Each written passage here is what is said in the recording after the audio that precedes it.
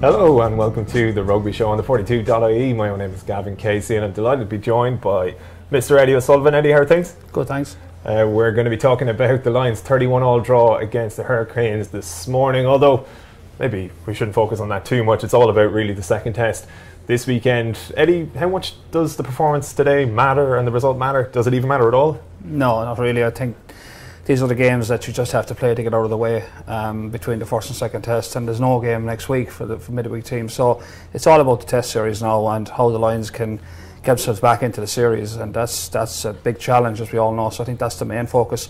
I think they'll be a bit disappointed they had a winning position this morning. They didn't close it out.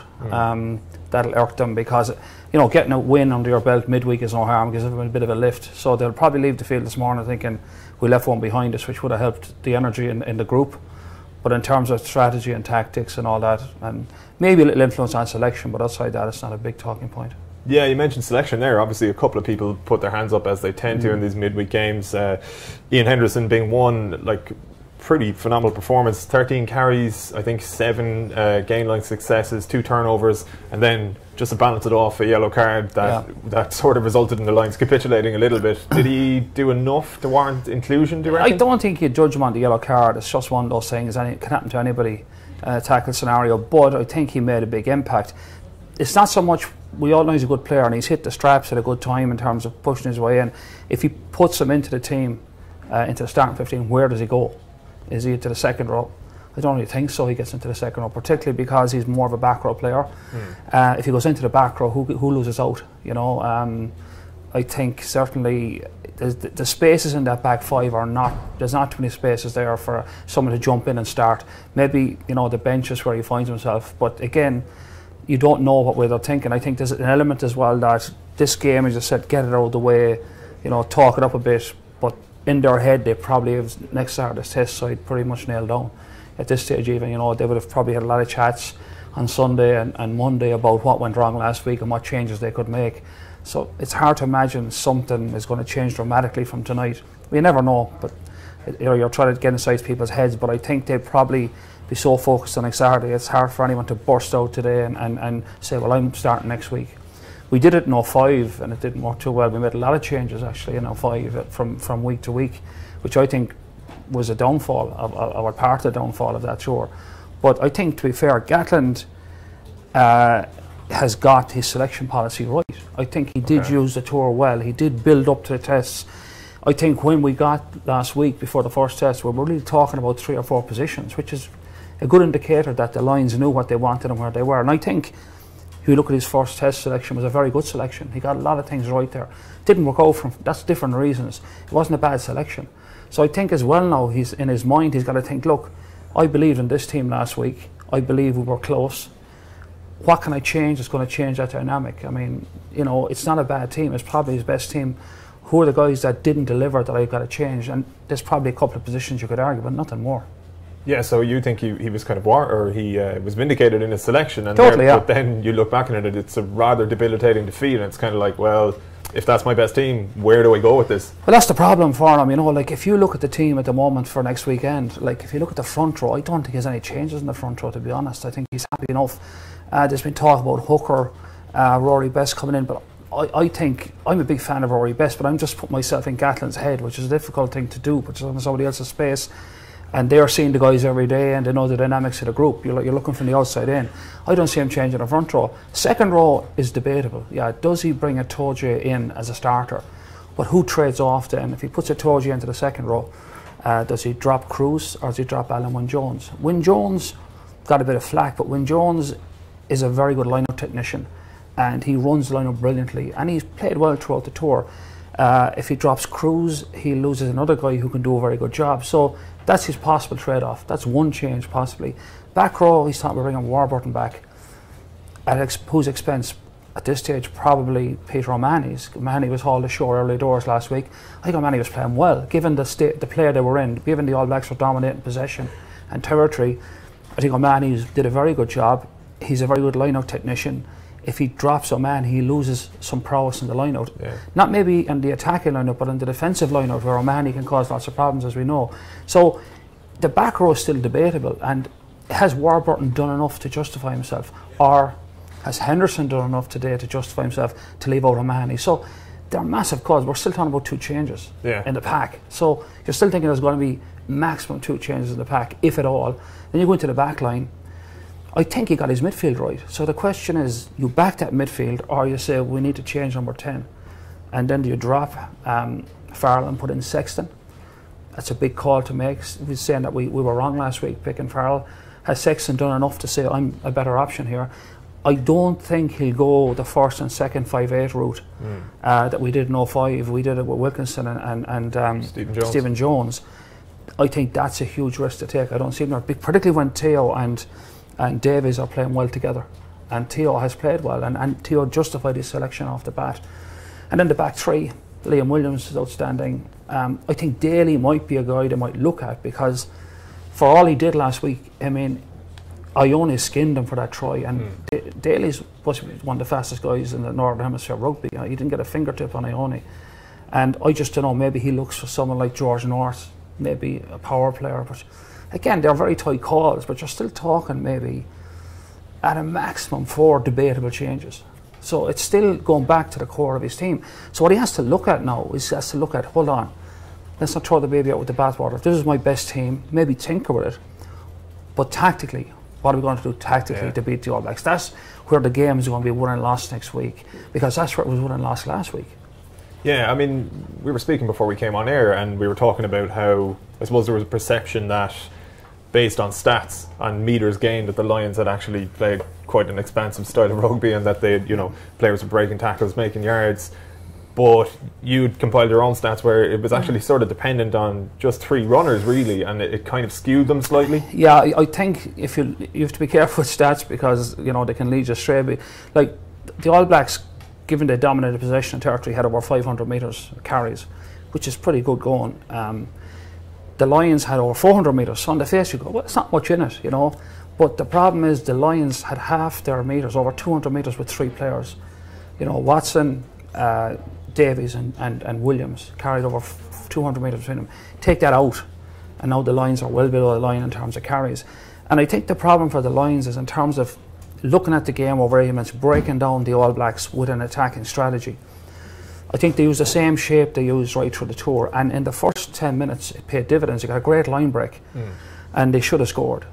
But if you look at the other line breaks that came, one was a turnover, one was a counter-attack, one was a cross-kick. They had big moments, but they were isolated big moments. And yes, they can look at it and say, if we had scored there and we should have scored, we could have changed the game. It's hard to see, if they don't get those isolated moments again next weekend, how they'll create those opportunities. Whereas the All Blacks, on the other side of it, if you saw their game plan, it was very constructed, well thought through. It broke down the Lions' defence, and they looked the team much more comfortable on the ball and much more likely to score as the game went on. And that's a worry, because I think the All Blacks will improve. And what did the Lions do to create more of those opportunities that they created last week? Unless they think outside the box, they may not come up with it. Yeah, I mean, you talk about those individual moments, and maybe is it almost a misconception that they didn't play that sort of typical Gatlin style last week, in the sense that the breaks that were made did come down to individual magnificence at times, and really there wasn't a sort of a systematic way of getting beyond the All Blacks line. If you want to beat teams like the All Blacks, you have to deconstruct them systematically. You've got to break them off set piece or break them off face play. Now, the other thing that didn't materialise for the Lions last week, what they were probably looking to give them the kind of stranglehold on the game, and we saw this right through the tour against the provincial teams. The Lions dominated the set piece. They dominated the line out. They put the other team under savage pressure at the line out. So they were winning their own ball, disrupting the opposition. They had huge pressure at scrum time, winning penalties, comfortable on their own ball, and their kicking game was keeping the opposition pinned back. The problem last weekend is the scrum. They didn't dominate the scrum. In fact, the big scrum of the day that went the way of the New Zealand, they scored off it. They did snag a few lineouts, but not enough to upset the apple cart. And the kicking game, funnily enough, early doors, the kicking game was working a little bit for him, because Ben Smith struggled under the high ball. But he went off with a HIA, and Barrett goes to full back and lords it. So Dag and Barrett just gobble up everything in the air. So the kind of dominance they were banking on at the set piece in the kicking game didn't materialise, and their defence got picked apart. And that's the worrying thing going into next week, is how do we change that dynamic? And I suppose there's an argument to be made that it might have gone worse had Barrett not gone to fullback and remained at 10. Well, if you think that the All Blacks did lose two of their backline early doors, and Barrett was taken out of first receiver, and I think Cruden came in and probably did okay, but he didn't set it alight. I think Barrett could have been a bigger thorn on the line side had he been a first receiver for the whole game, because that's where he's causing the most problems. So like that kind of took something away from the All Blacks, and you think if he's back there for 80 minutes next Saturday, it's not going to get any better for the Lions. Yeah, for sure. And then we mentioned things like, say, Liam Williams' break, and we're, I suppose, speaking from a perspective where we hope the Lions can build on these moments and maybe improve, but then you look at the All Blacks, and from their perspective it's like, as you were saying to me earlier, we didn't lay a hand on Liam Williams there. He broke from his own 22 and went 80 odd yards. So they're going to be looking to prevent all of these things. They will look at all. I mean, I think the All Blacks are happy they won. They're very happy the way they played, the level of intensity. Their game plan worked by and large. But they will still look at things and say, you know, we got caught a couple of times on defence. We got caught in Liam Williams. I mean, Steve Hansen also referred to it that he thinks the Lions are going to try and run from deeper now in broken play.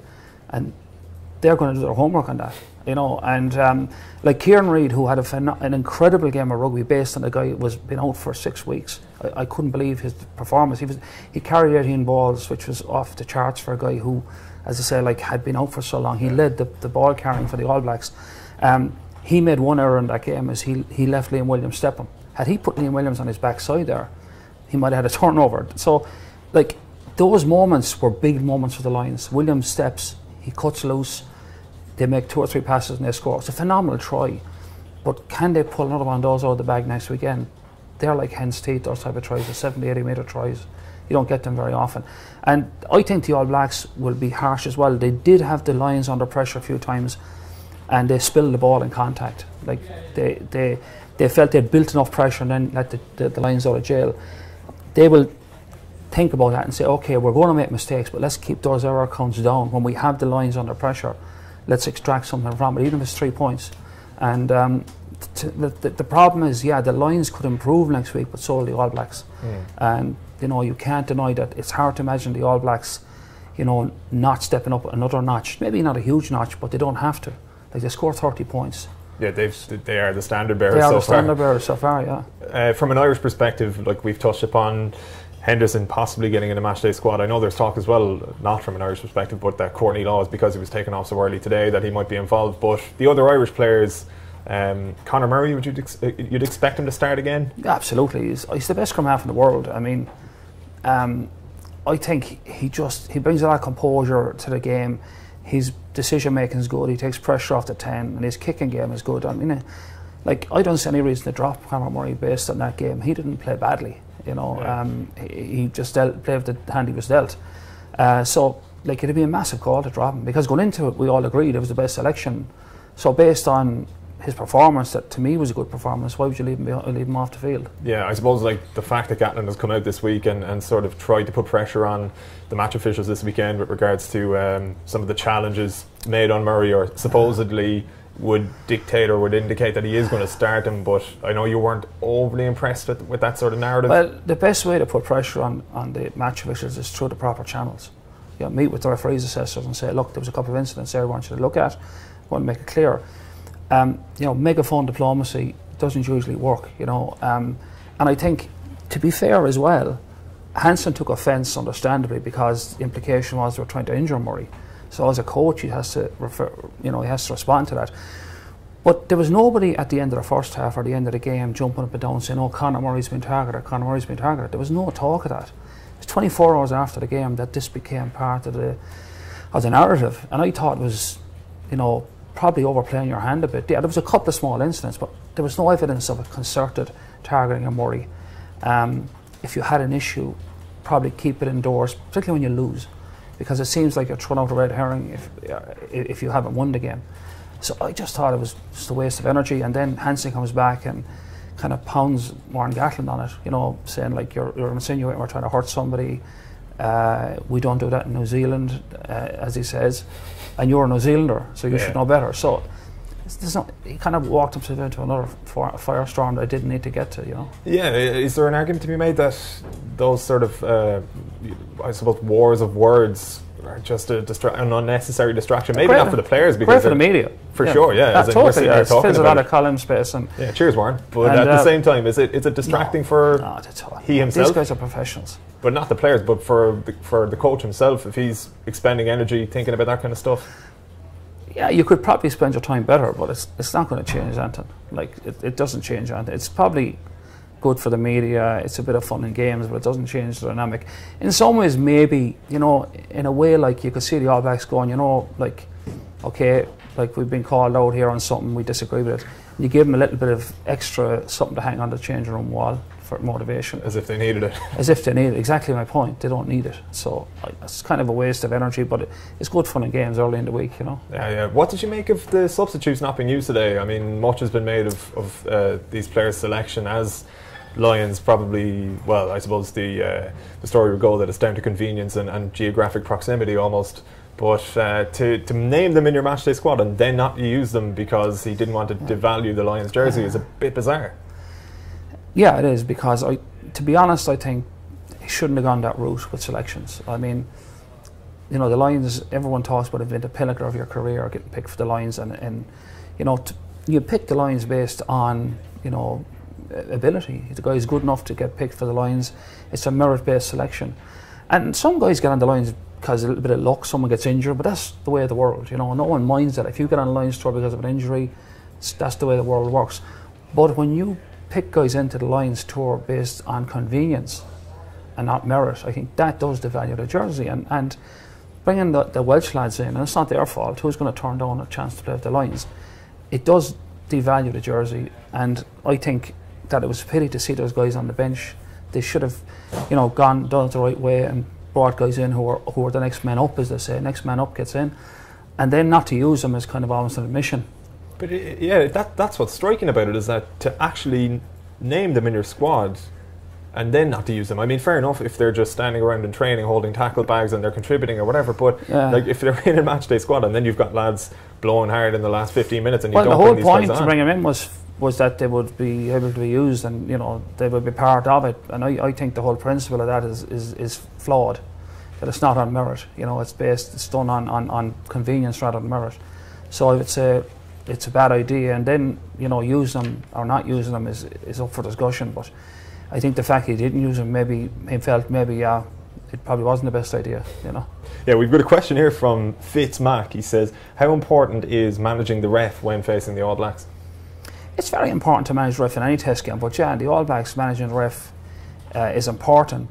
But by and large, I think you have to be careful. Like, sometimes you see guys overdoing it with the ref. They're asking every time he blows the whistle, they're up questioning him on everything. A smart captain picks his moments and picks the most important things. So, like, if he misses a knock on inside their 22 and you make a big song and dance about it, you know, it's not going to change the game. Pick your battles. But if they have been off their feet 3 or 4 times and he missed it, and you go, look, you need to look at this, he tends to pay attention. But if you're in his ear every chance you get, it becomes white noise to him, and then eventually he says, look, go away, you've been at me all night. Yeah. So a smart captain picks his moments, and I think as well, they're getting so much information over the touches. They're not always the best, or the assistant referees, that they have to be careful who they're listening to. But I think, yeah, you need to build a rapport with him, so that when you do speak to him, he's listening to you and he's saying, yeah, well, that's a fair point, I'll look at that. And that's all he can do. He's not going to go back and say, oh, you're right, I'll give the penalty the other way. That's not going to happen, but it makes him aware. But you'd be careful when you engage and how you engage with him. Yeah, with Fitzmac's question in mind there, how did you think Peter O'Mahony dealt with that last week, the duties of captaincy? I know Murray, who isn't with us at the moment, he's not dead or anything, he's just trapped in New Zealand a little bit, but he felt that Pete could have gotten in the referee's ear a little bit, Jakob Piper's ear a little bit earlier. Well, what do you get into his ear about? What do you ask? What, you know, do you want to say, like, listen, we'll have a coffee after, or, you know, like, it's terrible, isn't it? You need to have some issue. You say, like, oh, they're off their feet, or they're offside at the fringes. And it's not one off. They've been at this last 3 or 4 rucks, or the penalty count is high. So you need to go to him with something. So if Peter didn't have something genuine he felt, and sometimes the information Peter would go to him is coming from the coaches. They're saying to him, look, they're offside at the fringes, because he's maybe not seen that.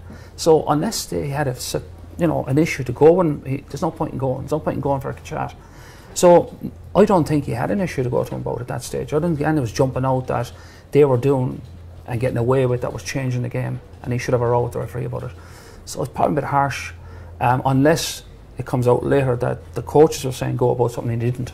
Fair enough. But I would suspect if the coaches said you need to talk to them about the offside line or off their feet at the ruck, or they're taking out guys on the fringes, he'd go and talk to them about that. So there's kind of a process in place. It's not just about going up and giving out. Yeah. Fair enough. Like before we wrap, actually, you touched upon it there a couple of minutes ago, 2005, and obviously you were part of that setup. How, as a squad of players and even as a coaching team, you lose the first test of the All Blacks and it's quite convincing.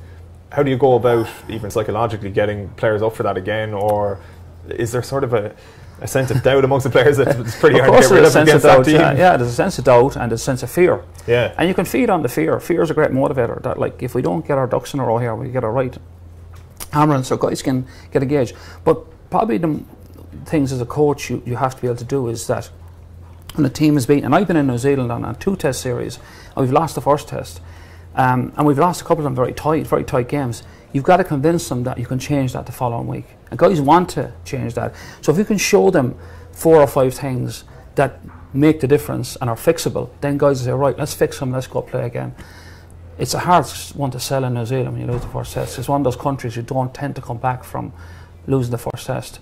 And that's the big challenge for the Lions. But the coaches will they'll stick to nuts and bolts. Look, could we be better at the line-up, could we be better at the breakdown? And Warren Gatland referred to that after the game. He thought they were bullied at the breakdown, and they were. They lost a lot of collisions. And he was able to come out and say, look, honestly, that's what happened. We got bullied at the breakdown. That'll be an area they'll focus on. Feel if they fix that, gets them back into the contest, Yeah, fair enough. Do you have a prediction for us? I'm a little bit fearful myself now asking this question.